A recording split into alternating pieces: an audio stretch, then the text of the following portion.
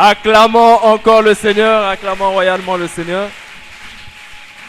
Et après, ils doivent se rapprocher de la montagne où je vais descendre pour leur parler, bien-aimés de Dieu. Le peuple s'est sanctifié. Et le troisième jour, lorsque le peuple s'est rapproché de la montagne pour que Dieu puisse leur parler, mais comme en ce temps-là c'était visible ou audible de Dieu, alors Dieu commençait à les parler, mais au travers des tonnerres, des éclairs, d'un vent. Personne n'avait la capacité, bien-aimé de Dieu, de supporter cela. Et ils ont commencé à pleurer. Ils ont commencé à crier. Mais Moïse, finalement, qu'est-ce que tu nous as cherché? Demande à ton Dieu de te parler seulement à toi. Et toi, à ton tour, tu viendras nous parler parce que nous ne pouvons pas supporter sa voix. Nous ne sommes pas capables. Alléluia. Mais, bien-aimé de Dieu, ils ont boudé avant. Ils ont dit à Moïse, ce n'est plus toi, c'est Dieu qui doit nous parler directement.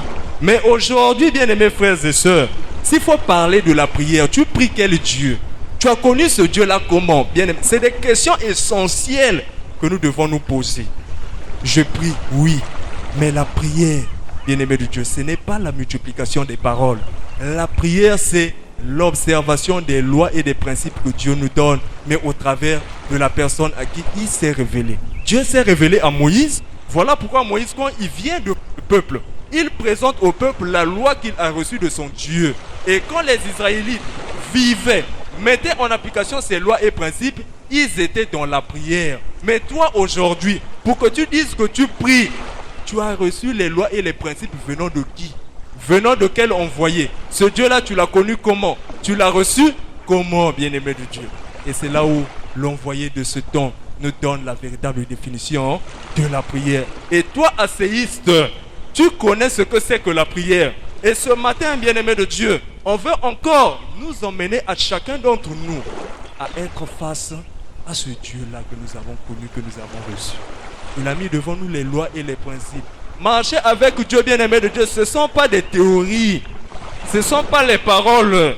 Mais il faut vivre la parole de Dieu. Il faut mettre en application ses commandements. Il dit, si vous m'aimez, gardez mes commandements. Qui garde les commandements du Seigneur, bien-aimé de Dieu? Mais maintenant que le Christ que prêche Aimé Michel Chitemo m'a pardonné mes iniquités, m'a encore accueilli dans sa présence ce matin, en tout cas, bien-aimé de Dieu, je dois exprimer ma joie d'avoir été pardonné. Alléluia.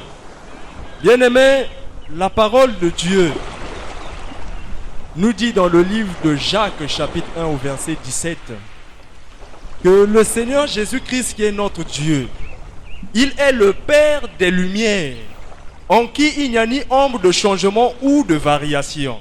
Et l'apôtre Paul pouvait le confirmer encore dans Hébreux 13, 8, où il dit, Jésus-Christ est le même hier, aujourd'hui et éternellement. Donc nous comprenons qu'il ne change pas. Si hier on l'a témoigné, aujourd'hui aussi, bien-aimé de Dieu, nous sommes en train de le témoigner. Si hier il a changé des situations, il a changé des vies, aujourd'hui aussi il est en train de changer des situations, il est en train de changer des vies.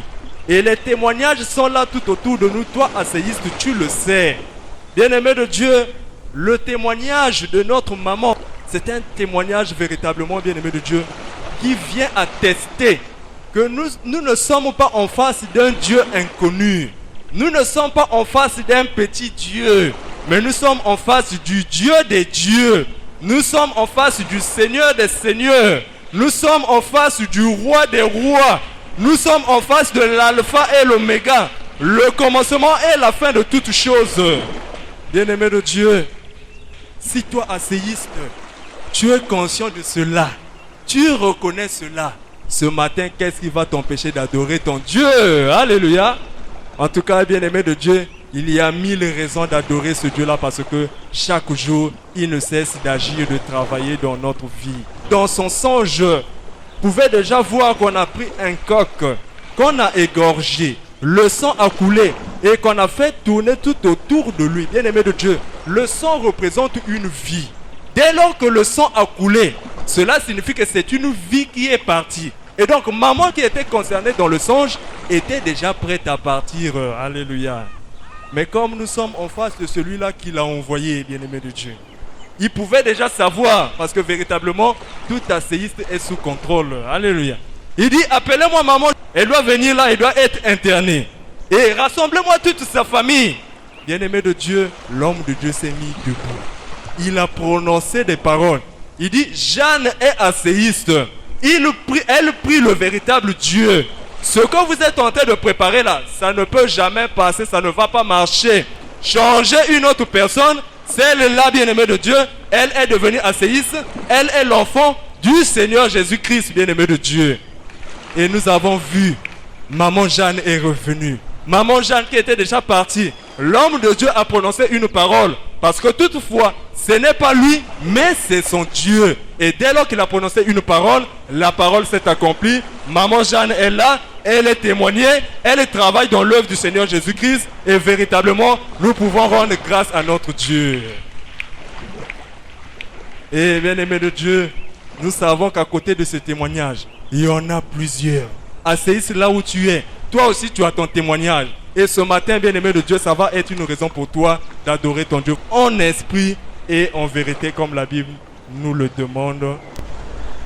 Dans le livre de Actes des Apôtres au chapitre 16, à partir du verset 16, la Bible nous dit ceci. Comme nous allions au lieu de prière, une servante qui avait un esprit de python et qui, en devinant, procurait un grand profit à ses maîtres, vint au devant de nous et se mit à nous suivre, Paul et nous. Elle criait, « Ces hommes sont les serviteurs du Dieu très haut, et ils vous annoncent la voie du salut. » Elle fit cela pendant plusieurs jours. Paul, fatigué, se retourna et dit à l'esprit, « Je t'ordonne, au nom de Jésus-Christ, de sortir d'elle. » Et il sortit à l'heure même. Les maîtres de la servante, voyant disparaître l'espoir de leur gain, se saisirent de Paul et de Silas et les traînèrent sur la place publique devant les magistrats. Ils les présentèrent aux prêteurs en disant, « Ces hommes troublent notre ville. Ce sont des Juifs qui annoncent des coutumes qu'il ne nous est pas permis ni de recevoir ni de suivre, à nous qui sommes Romains. » La foule se leva aussi contre eux et les prêteurs, et ayant fait arracher leurs vêtements, ordonnèrent qu'on les bâtît de verges. Après qu'on les eut chargés de coups, ils les jetèrent en prison, en recommandant au geôlier de les garder sûrement. Le geôlier, ayant reçu cet ordre, les jeta dans la prison intérieure et leur mit les ceps aux pieds. Vers le milieu de la nuit, Paul et Silas priaient et chantaient les louanges de Dieu, et les prisonniers les entendaient. Tout à coup, il se fit un grand tremblement de terre, en sorte que les fondements de la prison furent ébranlés. Et au même instant, toutes les portes s'ouvrirent et les liens de tous les prisonniers furent rompus. Parole du Seigneur. En tout cas, bien-aimés de Dieu, c'est un passage très édifiant. Paul et Silas, en pleine évangélisation, ils ont rencontré là une femme qui était animée d'un esprit de python. Et avec cet esprit-là, elle avait la capacité de voir les choses. En tout cas, bien-aimé de Dieu, de te dire tes situations, tes problèmes. Mais, bien-aimé de Dieu, ce qui est curieux, c'est que cette femme animée de cet esprit pouvait dire à la foule qui écoutait Paul et Silas que suivez ces hommes-là, ce sont des véritables serviteurs de Dieu. Et c'est là où nous comprenons que réellement les esprits se connaissent. Parce que comment est-ce que ceux qui étaient là tout autour, qui écoutaient Paul et Silas, n'avaient pas la possibilité de voir, sinon de découvrir que c'était des serviteurs qui venaient du Dieu très haut. Mais cette femme-là dit, suivez-les. Bien-aimé de Dieu, au lieu de dire, suivons-les, elle dit, suivez-les. Donc c'est que véritablement, toi tu n'es pas destiné à les suivre en acclamant pour le Seigneur. Et voilà comment, bien-aimé de Dieu, ceux qui avaient mis cet esprit sur cette femme-là, pour eux, c'était une source de gain. Parce que toutefois que cette femme recevait les gens, en tout cas, devinait ce qui était comme les situations qui pouvaient embêter les gens, on lui apportait de l'argent. Et c'était devenu une source de gain. Et dès lors que Paul, étant fatigué d'entendre cette femme, chassa cet esprit, alors là, bien-aimé de Dieu, nous comprenons que la source avait tari. Et voilà comment les propriétaires de cet esprit-là, pris de colère, ont pris Paul et Silas et les ont jetés en prison, bien-aimés de Dieu. En tout cas, Paul comme récompense, bien-aimé de Dieu. Après avoir évangélisé, il se retrouve en prison. Bien-aimé de Dieu, l'œuvre de Dieu est difficile. Tu annonces l'évangile. Les gens ont d'abord du mal même à te croire. Et à la fin, on te jette encore en prison. Bien-aimé de Dieu, si tu n'es pas sûr que c'est réellement c'est Christ qui t'a envoyé, tu peux abandonner. Alléluia. Mais quand ils se sont retrouvés en prison, il dit, tiens, mais nous sommes préparés pour ça. Qu'est-ce qu'on va faire? On va prier notre Dieu. On va le louer. On va le chanter, bien-aimé de Dieu, dans la prison. Et lorsqu'il se mettait à chanter, lorsqu'il se mettait à louer, mais nous savons que dans la prison, il n'y a pas tout le matériel nécessaire, bien-aimé de Dieu. Il n'y a pas le synthé, il n'y a pas le tam-tam, il n'y a pas le piano, il n'y a pas les micros. Mais dans la prison, avec leur voix, ils ont loué Dieu. Et dans cette prison, bien-aimé de Dieu, un grand miracle s'est produit à l'instant même. La louange, bien-aimé de Dieu. Et c'est là où nous comprenons que lorsque nous venons au culte, aucune séance n'est à négliger.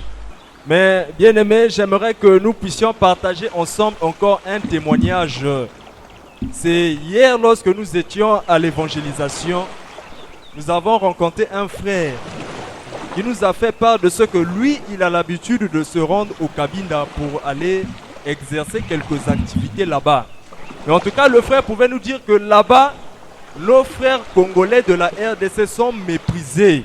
Mais ils sont méprisés pour quelle raison? Il donne un témoignage. Il y avait un pasteur là-bas qui était en train de conduire une église. Mais bien aimé de Dieu, ce pasteur-là, au moment où il conduisait l'église, au-dedans de lui, au fond de lui, il avait des objectifs qui s'étaient fixés d'un point de vue financier. Et bien aimé de Dieu, ce pasteur-là n'était pas vrai, mais il était faux. Et donc, lorsque ces objectifs ont été atteints financièrement, bien aimé de Dieu, il a fermé l'église et il est parti. Mais en partant, bien aimé de Dieu, il a aussi vendu la parcelle de l'église, mais également il a vendu, bien aimé de Dieu, le lieu où les frères et sœurs venaient se retrouver pour faire le culte. Et voilà comment, bien aimé de Dieu, le peuple de Dieu s'est retrouvé égaré, perdu. Le pasteur qu'ils avaient reçu en lequel, bien aimé de Dieu, ils avaient mis foi, est parti. Mais bien aimé de Dieu, encore là, nous disons heureusement qu'il n'a pas vendu les âmes qui prient dans cette église-là. Alléluia. Et donc, véritablement, nous comprenons que l'église de Dieu est investie. Et nous devons faire attention aux hommes qui sont en train de nous conduire aujourd'hui. Mais je pense que le véritable serviteur de Dieu, c'est au travers de la parole que nous allons le reconnaître. Et aujourd'hui, je suis convaincu qu'il y a un frère, qu'il y a une sœur qui a retrouvé le chemin de son Père ce matin. On acclame pour le Seigneur.